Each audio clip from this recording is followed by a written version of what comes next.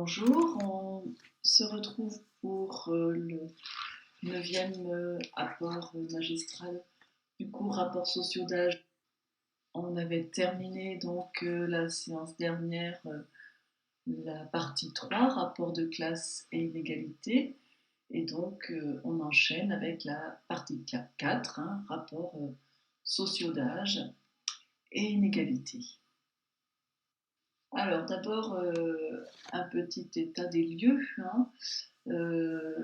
D'abord le constat que contrairement à ce qui s'est constitué autour des rapports sociaux de sexe, et il n'y a pas de spécialité qui étudie les rapports sociaux d'âge, que ce soit en France ou aux États-Unis. Ce n'est pas un domaine d'étude, une spécialité qui se soit instituée. Et donc, aujourd'hui, on a des travaux qui concernent les rapports sociaux d'âge, mais déjà, il y en a beaucoup moins que ceux concernant les rapports sociaux de sexe ou les rapports sociaux de classe sociale. Et par ailleurs, ce sont souvent des travaux qui utilisent une autre approche théorique. En l'occurrence, bien souvent, ce sont les notions d'âge de la vie ou la notion de génération qui va être mobilisée dans les travaux de recherche en sociologie et de façon plus large en sciences sociales.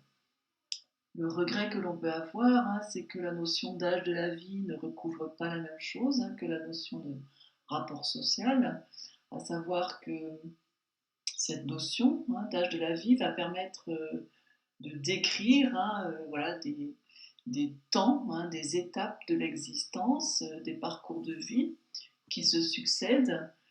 Cela amène souvent des travaux plutôt descriptifs et réellement on ne peut pas véritablement parler d'analyse des relations qui peuvent exister entre les âges de la vie d'une part, et d'autre part, il n'y a pas non plus véritablement d'analyse sur la constitution de ces âges. Comment se sont-ils formés? Comment sont-ils produits? Alors que la notion de rapport social, on le développera à la suite, permet justement d'appréhender la production de ces âges de la vie en lien les uns avec les autres, en termes de classe d'âge.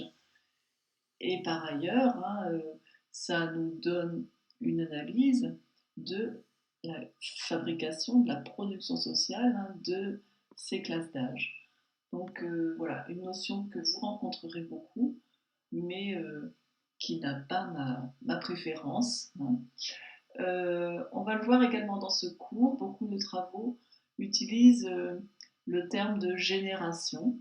Là encore, ça renvoie bien évidemment à la notion d'âge. Pour autant, cela contourne cette analyse en termes de rapports sociaux d'âge et ça me semble également dommageable. On va développer tout à l'heure ce que l'on entend par cette notion de génération. Par contre, on trouve dans la sociologie, mais aussi dans d'autres disciplines, des champs d'études spécialisés sur l'enfance, sur la jeunesse, sur la vieillesse, que ce soit en France, en Europe ou dans d'autres pays. À l'échelle internationale, ce sont des champs de recherche qui sont désormais assez bien constitués. Pour ce qui concerne la sociologie de la jeunesse, on la voit apparaître en France dans les années 60, avec Edgar Morin en particulier. La sociologie de l'enfance, on la voit se constituer en France aux années 90. Et concernant la sociologie de la vieillesse, c'est plutôt années 2000 que se constitue une, une spécialité sur cette réalité. Euh, une, une bizarrerie, il n'y a pas de sociologie de l'âge adulte, de l'adultéité. Euh, Et là, on voit bien hein, comment sont pensées finalement ces autres catégories hein, d'enfance, de jeunesse et de vieillesse, hein, comme des écarts hein, par rapport à une norme adulte, des anomalies par rapport à une norme adulte, hein, donc qui suppose d'aller être investigué, alors que bien évidemment, hein, toutes ces notions hein, renvoient à des catégorisations qui supposent hein, de les penser, y compris pour ce qui concerne l'âge adulte. Hein. Donc là, il y a un creux hein, voilà, qui résulte hein, des pratiques, hein, mais des pratiques de recherche, mais qui n'est pas satisfaisant en termes de réflexion. Et donc là encore, hein, travailler en termes de rapport socio-d'âge hein, oblige à prendre en compte l'âge adulte. Hein, et d'ailleurs, on peut s'interroger, hein, est-ce qu'on peut bien étudier l'enfance sans prendre en compte l'âge adulte? Est-ce qu'on peut bien étudier la jeunesse sans prendre en compte l'âge adulte? Hein, on peut en dire la même chose hein, sur la vieillesse. Donc, la dynamique sociale, hein, me semble-t-il, est mieux appréhendée à partir hein, de cette notion de rapport socio-d'âge et ces, ces sociologies spécifiques hein, sur un âge de la vie euh, me semblent occulter hein, une partie de la réalité hein, et en particulier de la dynamique sociale hein, qui explique leur émergence, leur transformation et leur frottement hein, les uns vis-à-vis des autres. Donc, globalement, hein, en ce qui concerne l'âge, on a peu hein, de réflexion en termes de rapport social-âge, de différenciation et de hiérarchisation d'âge. Cependant, hein, cette réalité est importante. Alors, elle l'était encore davantage dans les sociétés primitives ou traditionnelles, où l'on était dans la situation où la structuration sociale hein, pesait sur la parenté. Et donc, la parenté était en quelque sorte la colonne vertébrale hein, du fonctionnement social, et en conséquence, la division des sexes, mais aussi la division des âges, venait organiser, hein, structurer les rapports sociaux, les relations, hein, de façon très massive hein, dans ces sociétés primitives ou traditionnelles. Dans les sociétés modernes ou post-modernes, hein, comme la nôtre, l'armature de la société n'est plus la parenté. Ça, vous pouvez le constater assez directement. Les liens hein, les plus structurants aujourd'hui sont les liens politiques, hein, pensez à la citoyenneté, les liens juridiques, hein, les contrats qui peuvent être signés, voilà, contrat de mariage, contrat de travail, etc.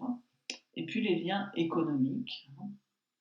Donc tout cela est fortement structurant hein, de la société moderne comme de la société post-moderne. Donc la division des âges hein, est moins forte hein, qu'elle l'était dans les sociétés antérieures. Pour autant, hein, elle reste encore présente hein, et elle a encore de l'importance.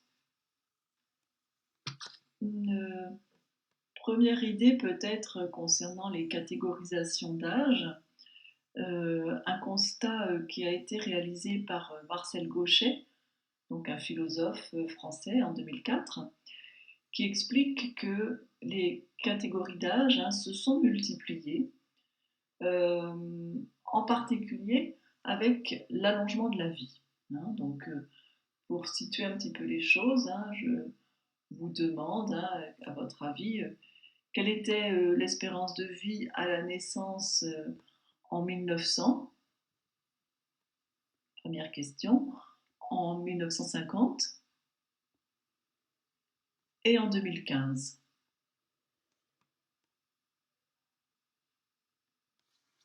Alors, sachez que en 1900, l'espérance de vie des femmes est de 47 ans, 43 ans pour les hommes.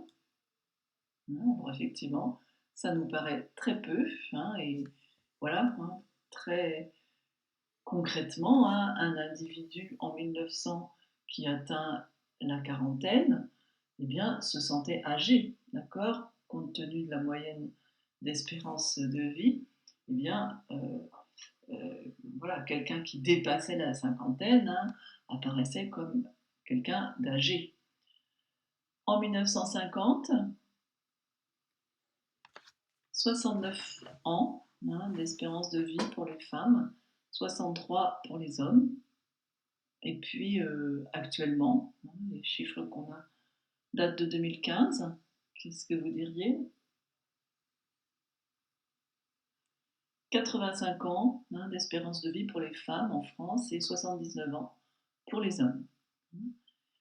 Et cela, hein, cette vie qui s'est quand même très fortement rallongée, hein, sur voilà, cette dernière, ce dernier siècle, hein, a amené, hein, la production, hein, de catégories d'âge, hein, qui n'existaient pas antérieurement. Un exemple, hein, pensez au troisième âge. Hein. Pendant longtemps, on appelait les personnes âgées le troisième âge, qui englobait les personnes au-delà de la soixantaine. Et puis, on a créé un nouveau terme, hein, le quatrième âge, parce qu'effectivement, il y avait de plus en plus de personnes de 80 ans et plus, hein, qui n'étaient pas exactement semblables aux personnes de 60 ans. Et puis, on a créé la catégorie du cinquième âge. Hein.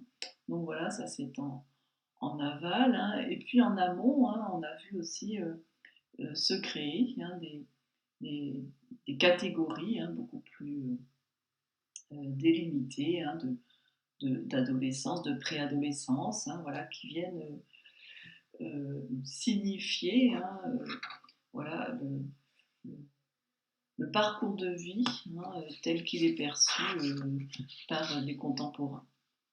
On va y revenir, hein, sur ces catégories d'âge, mais déjà, première idée, il y en a de plus en plus en même temps que la vie s'allonge.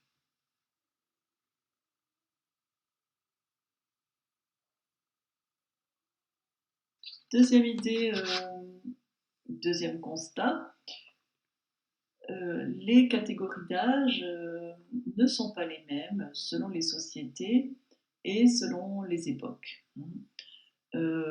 Sur la photo de gauche, hein, ce sont des mineurs, hein, voilà, au 19e, fin 19e, en France. On peut difficilement dire, hein, quels âges ils ont précisément. On voit bien que certains d'entre eux, hein, sont jeunes. Hein. Probablement qu'aujourd'hui, on les classerait en tant qu'enfants. Là, hein, ils sont mineurs, et en l'occurrence mineurs au sens qui descendent à la mine. Hein. Et en l'occurrence, on ne fait pas, hein, de différenciation entre des jeunes, très jeunes mineurs et des mineurs plus âgés. Sur la droite, hein, c'est une photo actuelle, hein, en Amérique latine, d'enfants voilà, qui travaillent, hein, également. Alors, enfants à nos yeux, hein, mais on voit bien là aussi, hein, que la catégorisation qui est faite là, hein, n'est pas celle que l'on fait ici et maintenant, hein, puisque voilà, nous, on ne permet pas, hein, le travail des enfants est illégal en France, hein, depuis la fin du 19e. Donc, selon les sociétés, selon les époques, hein, on n'a pas les mêmes catégories, hein, et très, de façon très concrète, hein, les, les contextes sociaux produisent, hein, des catégorisations qui ne sont pas les mêmes, hein, d'un contexte à un autre. Alors, on peut illustrer cela de façon plus précise avec la France. à partir de deux constructions socio-historiques qui ont été analysées, investiguées par des historiens. D'une part, la construction socio-historique de l'enfance et d'autre part, celle de l'adolescence. Alors, concernant celle de l'enfance, c'est un historien qui s'appelle Philippe Ariès qui a étudié cela et qui le relate dans un ouvrage intitulé L'enfant et la vie familiale sous l'Ancien Régime. C'est une recherche qui a été publiée au début des années 70 et qui a ouvert une veine de travaux historiques sur l'enfance. Antérieurement, on ne peut pas dire que cette thématique était beaucoup traitée par les historiens. Après Ariès, c'est en France et à l'étranger un, un thème de recherche de plus en plus traité. Alors, dans cet ouvrage, L'enfant et la vie familiale sous l'Ancien Régime, Philippe Ariès explique que selon lui, on a assisté historiquement à l'invention de l'enfance, je reprends ces termes, au XVIIe siècle. Il parle de la France. Pour ce faire, il s'appuie sur l'examen des peintures et il explique que les peintures du Moyen Âge ne représentent pas d'enfants. On y voit des humains de différentes tailles, des petits et des grands, mais on n'y voit pas d'enfants à proprement parler. Les petits sont habillés comme les grands, sont dans des activités similaires aux grands. Et donc, dit Ariès, il n'y a pas de différenciation des enfants au Moyen Âge et on ne voit apparaître de véritables enfants que tardivement. Le premier enfant qu'on voit apparaître dans la peinture, c'est l'enfant Jésus. Donc c'est déjà un cas particulier. Mais des enfants ordinaires, il faut attendre fin 16e, 17e pour en voir. Et donc, Ariès argumente cette idée que avant le 17e, les membres de la société de l'époque ne font pas de différence entre des petits et des grands, et donc ne considèrent pas que les enfants sont d'une nature particulière qui nécessiterait un traitement, une prise en charge spécifique. Cette thèse donc qu'il publie début des années 70 va être contestée par des historiens médiévistes qui vont lui objecter que dans l'aristocratie, à cette période, les enfants disposent de vêtements particuliers, différents de ceux des adultes. Ils ont également du matériel, que ce soit pour manger, pour s'asseoir, pour se déplacer, voilà, des, des éléments avec des roulettes, des jouets également qui leur sont propres. Autrement dit, pour plusieurs historiens, il n'est pas vrai qu'au Moyen Âge, les enfants ne seraient pas reconnus comme différents des adultes. Ariès accepte l'objection, mais l'intègre en quelque sorte dans son propos, à savoir que certes, dans l'aristocratie, il y a bien une différenciation entre enfants et adultes, et donc clairement, les adultes aristocrates considèrent que les enfants sont différents d'eux, d'une nature spécifique, et donc les traitent aussi d'une façon différente.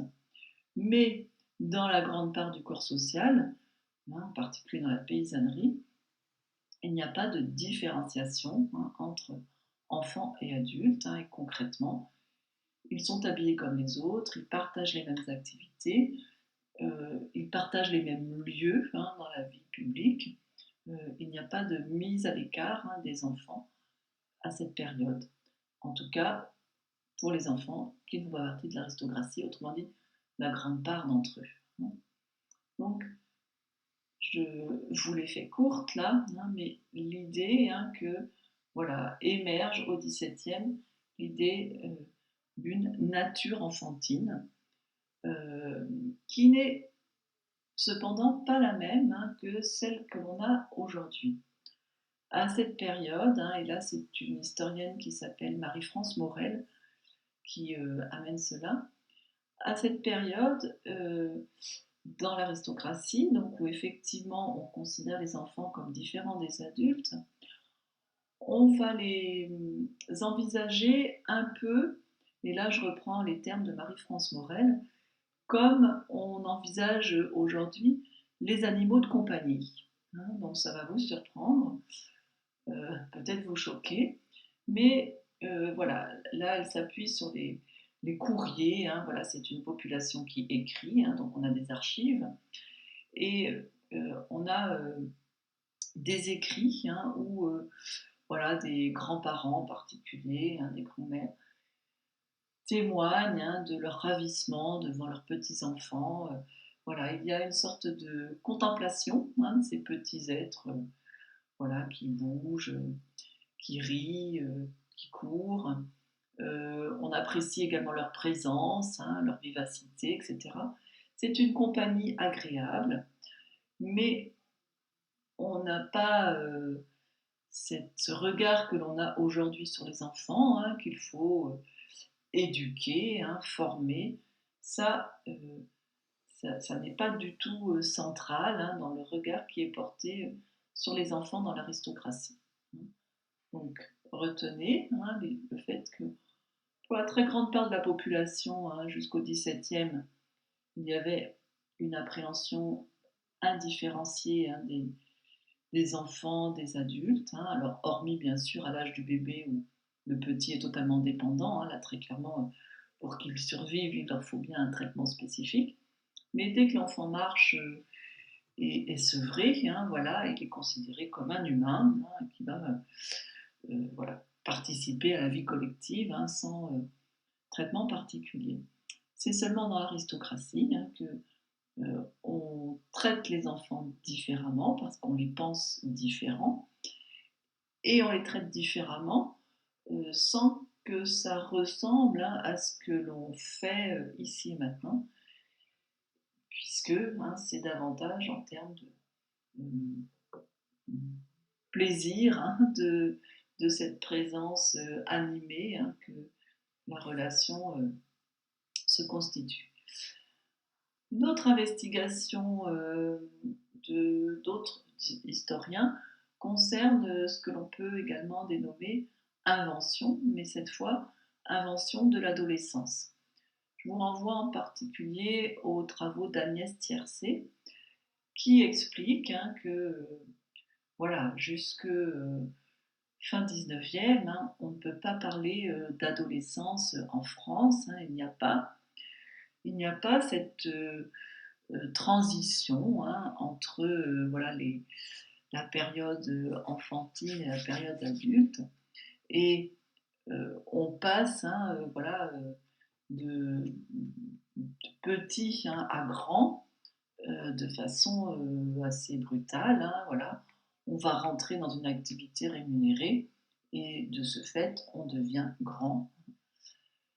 Cette période d'adolescence, explique Agnès Tercé, se constitue donc de latence, de transition entre le statut de petit et le statut de grand. Cette période se constitue, apparaît avec les études secondaires.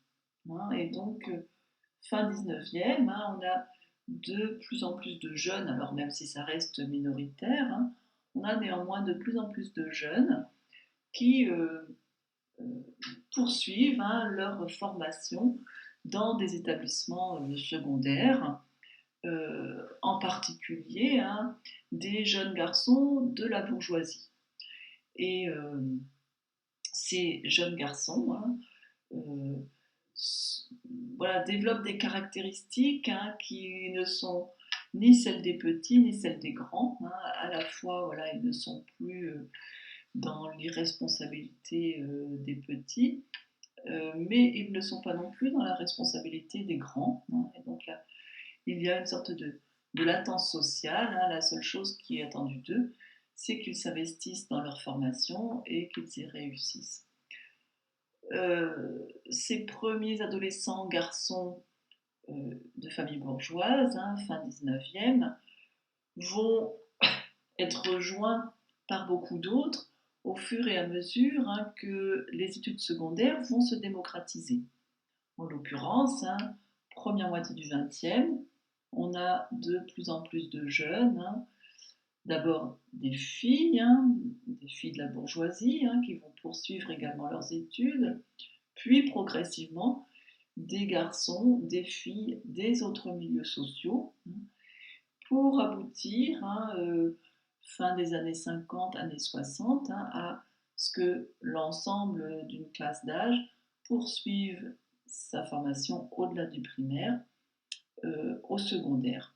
Et à ce moment-là, hein, on peut dire qu'il y a généralisation de l'adolescence, hein, c'est-à-dire que l'ensemble hein, des jeunes hein, vont connaître cette période transitoire hein, entre le statut d'enfant et le statut d'adulte, hein, durant donc ces temps de formation. On peut même dire hein, que l'adolescence s'est rallongée hein, en même temps que la formation, le temps de formation se prolongeait. Aujourd'hui, voilà, on parle parfois de post-adolescents hein, pour désigner des jeunes adultes. Donc voilà, ça montre bien hein, que on a un temps de transition qui est devenu long hein, et qui est assez largement partagé dans la population. Donc cela, hein, ce que je viens de vous expliquer là, vous montre hein, que dans une même société, hein, en l'occurrence la nôtre, la France, euh, on a eu hein, la constitution, hein, la construction hein, socio-historique de l'enfance d'une part hein, et de l'adolescence d'autre part, à deux périodes différentes, en lien avec le contexte hein, social, culturel, économique du moment. Donc, je ne développe pas plus, hein, mais voilà, c'est pour mettre ça déjà à l'esprit. Alors, j'en reviens à la théorisation des rapports sociaux d'âge, avec la première idée hein, qui est que la notion de classe d'âge, ici, hein, va référer à la théorie des classements sociaux, hein, donc, que je vous avais présenté de façon détaillée à la première séance.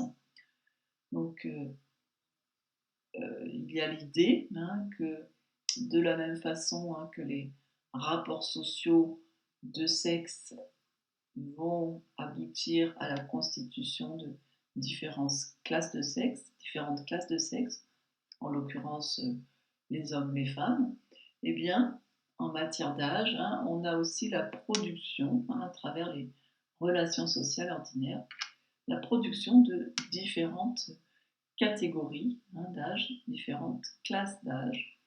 Donc ça n'a pas à voir avec ce que les ethnologues appellent classe d'âge, hein, qui est une organisation sociale très particulière, alors autour de l'âge aussi, hein, mais qui voilà, renvoie à une structuration très spécifique. Là, hein, c'est vraiment l'idée de classe hein, qui se constitue à travers la mise en œuvre des rapports sociaux. Donc ces classes d'âge hein, sont les résultats de la structuration sociale avec un processus de différenciation hein, voilà, dans les relations, hein, que ce soit des interactions ou des relations plus macro. Il y a un processus de différenciation selon l'âge hein, qui se réalise et simultanément à cette différenciation s'opère une hiérarchisation. Et cette hiérarchisation hein, est sans doute la plus importante puisque elle va utiliser certaines différences, les manipuler parfois hein, et parfois même les créer, ces différences, hein, pour justifier justement hein, cette hiérarchie. Alors, si vous avez lu le texte de Pierre-Jean Simon que je vous avais conseillé de lire lors de la première séance, hein, qui concerne donc la théorie des classements sociaux, vous avez pu lire hein, que, selon lui, hein, là je le cite, seules les différences entre enfants et adultes fondent naturellement une hiérarchie. Donc voilà, ça c'est le point de vue de ce sociologue, hein, donc Pierre-Jean Simon.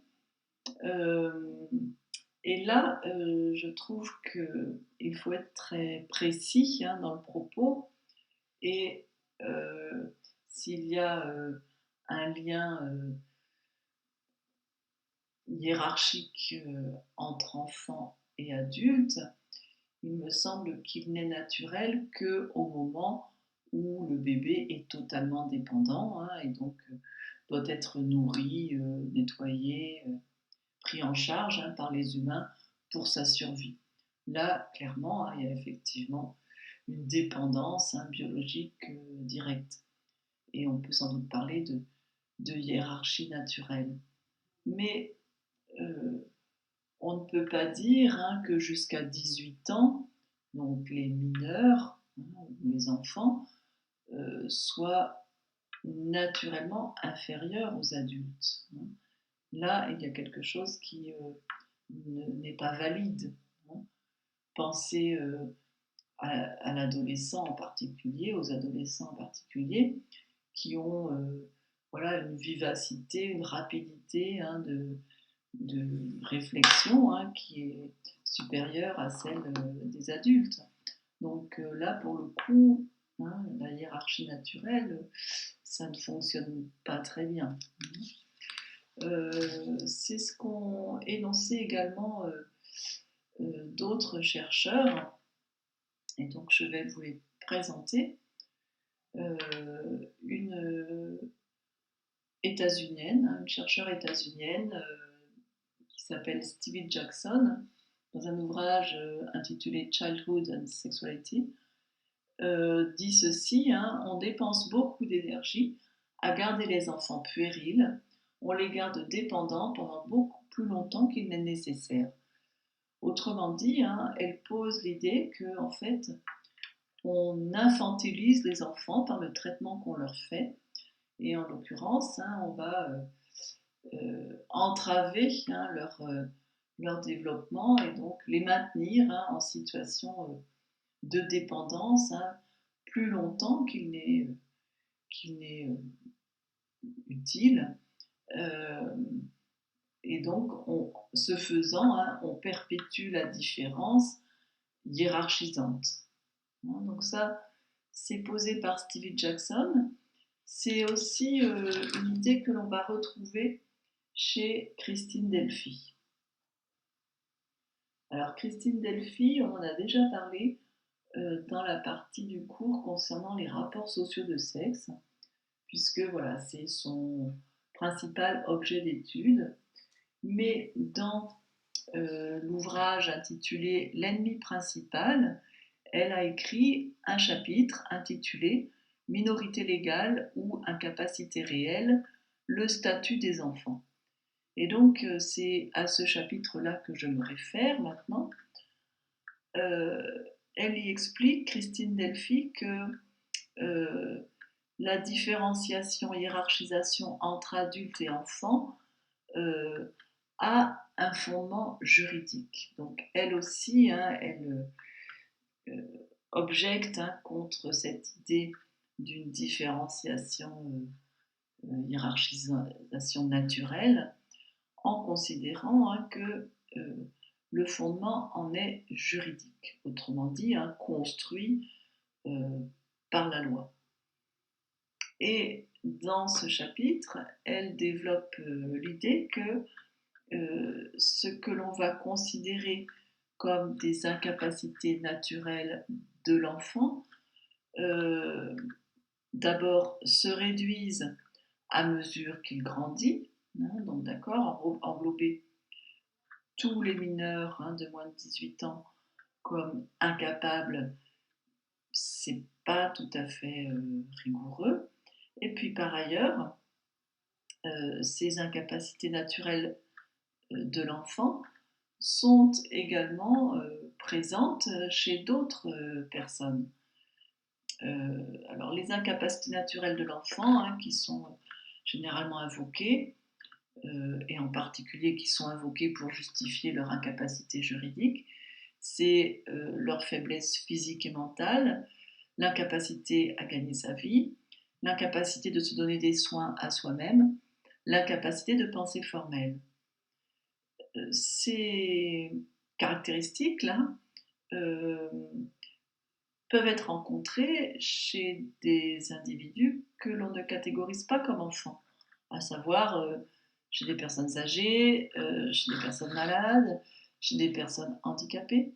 Donc, elles ne sont pas spécifiques aux enfants, ce ne sont pas des caractéristiques qui suffisent à délimiter la réalité enfantine. Et donc, ces différentes incapacités sont bien souvent construites socialement. Si l'on prend l'incapacité à gagner sa vie, il est clair que il y a une interdiction de travail en France jusqu'à 16 ans.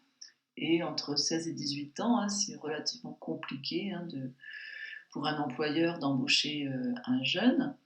Donc, ce n'est pas l'enfant qui est incapable de gagner sa vie, mais c'est bien un interdit juridique qui fait que les enfants ne sont pas autorisés à travailler. Alors, ne me faites pas dire ce que je ne dis pas. Je ne dis pas qu'il est souhaitable que les enfants travaillent, mais je dis que les enfants peuvent avoir une activité, que ce soit dans les champs, dans l'artisanat. C'est le cas dans un certain nombre de pays encore aujourd'hui, sans que ce soit nécessairement révoltant ou choquant. Ça le devient effectivement quand il y a exploitation, quand l'activité n'est pas adaptée au physique des enfants, des jeunes. La photo qu'on a vue tout à l'heure, très clairement, elle est révoltante parce que là, on voit bien qu'on assiste à de l'exploitation. Mais voilà, ici et maintenant, on voit bien que voilà, les adolescents en particulier pourraient avoir des activités rémunératrices, voilà, qui soient adaptées à leurs possibilités, mais légalement, cela est interdit. Autrement dit, on va avoir une amplification de la différence entre petits et grands à travers des dispositifs juridiques, par exemple cette loi qui interdit le travail avant 16 ans. C'est aussi la façon dont on a socialisé les enfants. Donc ça revient à cette idée de Stevie Jackson tout à l'heure. On ne leur a pas appris un certain nombre de choses, autrement dit physiquement et mentalement, ils ne sont pas totalement performants, et en conséquence, il y a un certain nombre de choses qu'ils ne savent pas faire. Se donner des soins à soi-même, par exemple, ou sur des capacités mentales qu'ils n'ont pas encore acquis, parce que l'expérience ne leur en a pas été permise. Tout cela est produit socialement. Et en conséquence, on amplifie ainsi, en traitant les enfants comme des petits, on amplifie la différence entre petits et grands. Et ce faisant, on produit des catégorisations d'âge, des classes d'âge fortement différenciées. Donc,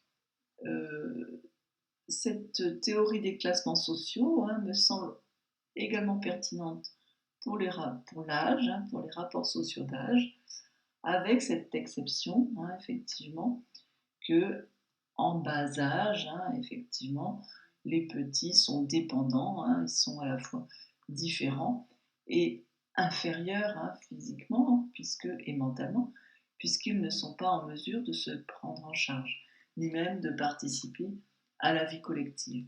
Mais assez rapidement, au bout de quelques années de vie, les petits peuvent contribuer et participer à la vie de leur famille, du groupe. Et c'est ce qui se passe dans beaucoup de sociétés. C'est ce qui se passait également en France jusqu'au 19e. Donc voilà, cela pour vous faire réfléchir sur cette réalité enfantine qui est pour partie naturelle, mais pour une grande part construite, produite socialement.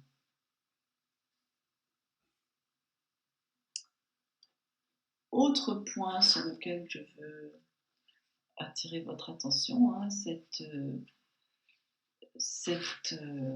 production de catégorisation d'âge social, cette production sociale d'âge, je vais plutôt dire, amène à faire un distinguo entre l'âge biologique, les catégories d'âge biologique, et puis l'âge social. Selon les sociétés, voilà, le même âge biologique n'a pas du tout le même sens, parce que la longévité n'est pas la même, parce que les fonctions attribuées à cette classe d'âge n'est pas la même. Et donc, il est important, à mon sens, de distinguer entre âge biologique, c'est-à-dire l'âge du corps, et puis l'âge social, c'est-à-dire la façon dont est vue la personne, la façon dont elle est catégorisée par les autres et la façon dont elle se voit aussi elle-même. De la même façon qu'on distingue entre sexe biologique et sexe social, je pense qu'il est intéressant de distinguer entre âge biologique et âge social. Je vous ai relaté quelques différenciations entre catégories d'âge. Qu'est-ce que vous pouvez m'apporter comme exemple de différenciation entre catégories d'âge? Comment s'opère la différenciation entre classes d'âge?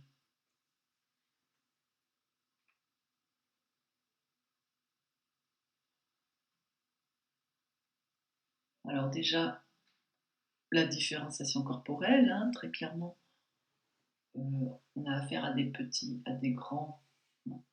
Voilà, encore qu'à l'adolescence, on a des fois des ados qui soient plus grands que la moyenne des adultes. Mais c'est aussi, cette différence-là, elle va être fortement amplifiée par les façons de s'habiller, de se coiffer, de se chausser, voilà ce qu'on peut appeler le look, qui marque très fortement une différence entre les enfants et les adultes. Ça, c'est une première chose. Des différences aussi de ce que l'on peut faire, les façons d'agir, les façons d'interagir, selon que l'on est enfant ou adulte. Voilà. Personne ne s'étonnera de voir un enfant jouer, courir, crier. Si vous faites la même chose, voilà, on va s'interroger. Si par ailleurs vous êtes habillé comme un adulte, et vous êtes de taille adulte, on va considérer que là, il y a un problème, vous sortez de la norme. Par contre, des activités comme travailler, fumer, boire, voilà, sont typiques, caractéristiques de l'âge adulte. Et si on voit un enfant fumer, boire ou travailler, là encore, on va trouver cela anormal, au sens premier du terme, c'est-à-dire qu'il sort de la norme. Et puis c'est aussi des différences mentales hein, qui peuvent être décelées et qui participent voilà, de ces processus de distinction. La confiance en soi n'est pas la même, l'estime de soi, qui est plus élevée sans doute chez les plus âgés, le rapport au temps, le rapport au cycle de vie, le sentiment de vulnérabilité aussi hein, est très différent selon les âges, hein, avec voilà, sans doute un sentiment de vulnérabilité chez les plus petits, hein, mais aussi chez les plus anciens, les plus âgés, et un sentiment presque d'invulnérabilité hein, chez une partie des adolescents, hein, des jeunes adultes, voire des adultes. Hein. Voilà, ça c'est aussi pour une part constitué socialement, hein, et donc cela devient caractéristique hein, de ces différentes classes d'âge. Alors, dans les catégorisations d'âge, hein, il est clair que les dispositifs publics hein, vont souvent catégoriser. Et donc là, voilà, je vous ai mis la catégorisation opérée par l'INSEE. Et donc vous verrez hein, quelle est la structuration d'âge de la société française. Donc là, c'est en 2016. Et donc, sur 66 millions hein, d'individus, on en a de plus de 12 millions qui sont des personnes de plus de 65 ans, 37,78 millions qui sont entre 20 et 64 ans, et puis 16,4 millions qui ont moins de 20 ans. Autrement dit, en pourcentage, hein, c'est sans doute plus parlant, 24,6% de la population en France a moins de 20 ans, 56,6% a entre 20 et 64 ans et 18,8% a plus de 65 ans. Donc vous voyez une part encore importante hein, de jeunes en France, même si hein, de fait on le sait, la catégorie la plus âgée hein, augmente en nombre hein, en même temps que s'accroît la longévité. Donc vous ne serez pas étonné de voir hein, que les femmes sont plus nombreuses hein, chez les plus de 65 ans. Voilà, cela tient au fait que leur longévité, leur espérance de vie est plus élevée. Par contre, vous serez peut-être surpris hein, de voir que il n'y a pas 50% de femmes chez les moins de 20 ans, mais 48,8%. Donc je ne sais plus si je vous l'ai énoncé, mais sachez hein, qu'il n'y a pas à la naissance 50% de bébés femelles et 50% de bébés mâles, mais il y a plus hein, de garçons à naître, exactement 105 garçons naissent pour 100 filles en France actuellement, et à, à tous les âges, le taux de mortalité des hommes est plus élevé.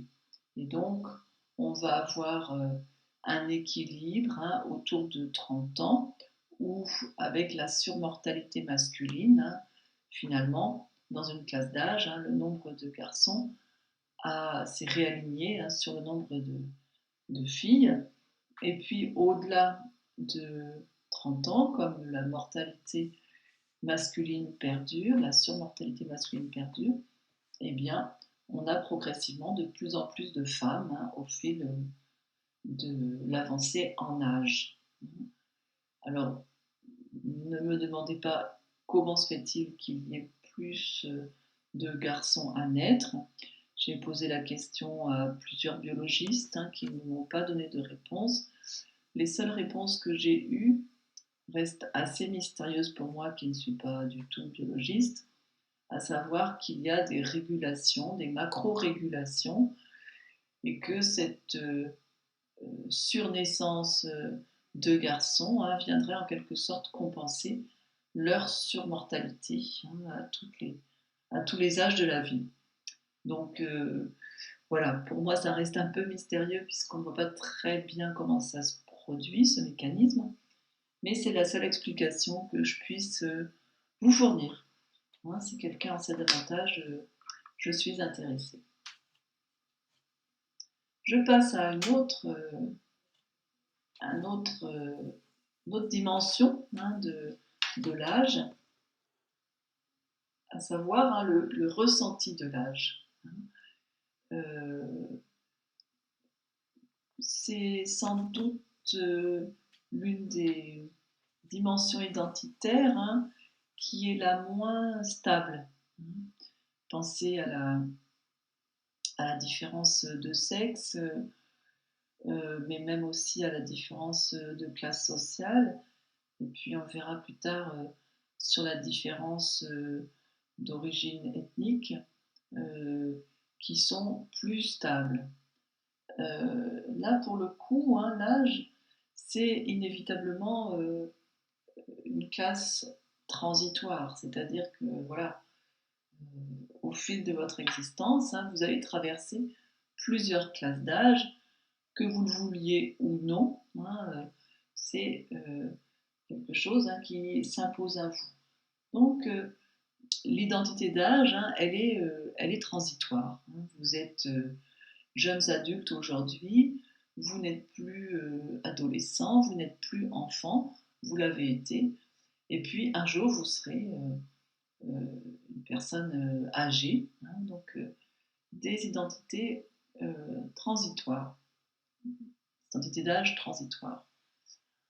Une autre particularité de l'âge est que selon les situations, selon les contextes, cette identité d'âge va être activée ou non.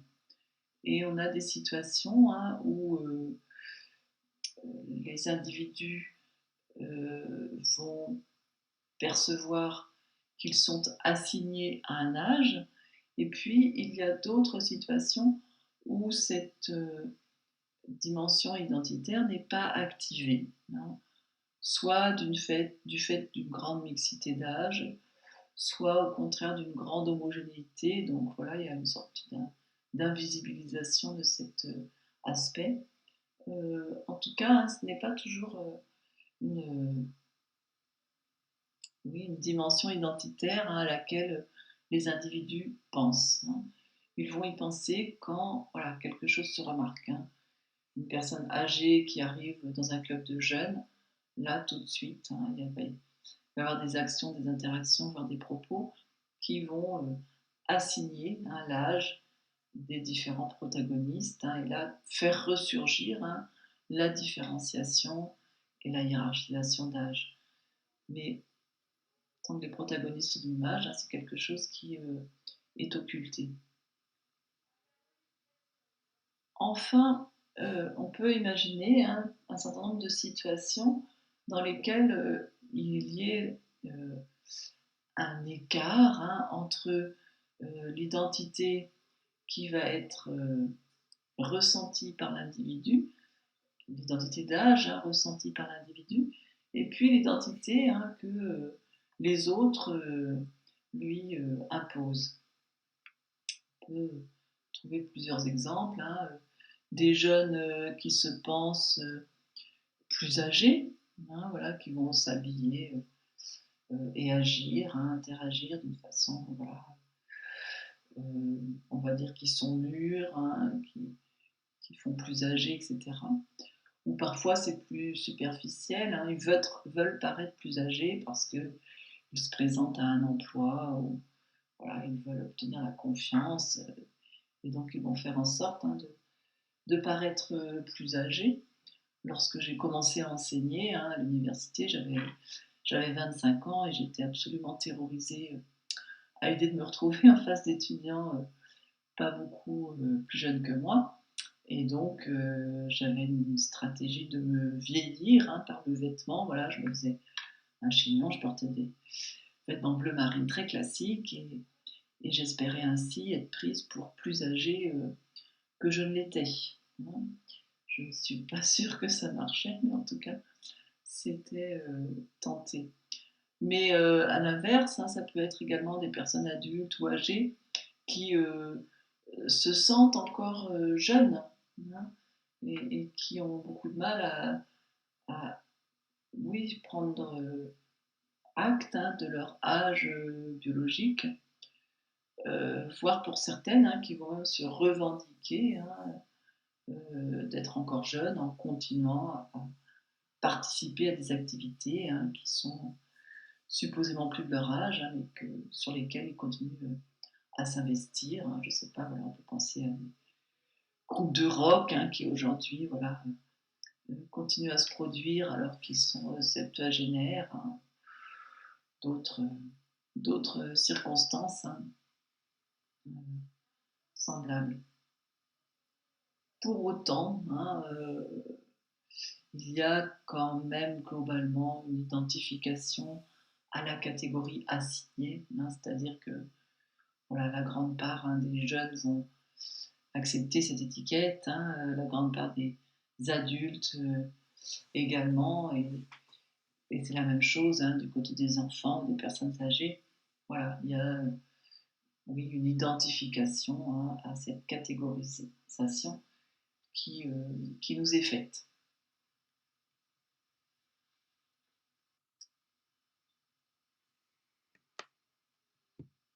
On va s'arrêter là pour aujourd'hui, hein, et on poursuivra cette partie sur les rapports sociaux d'âge et les inégalités afférentes, hein, à la prochaine séance.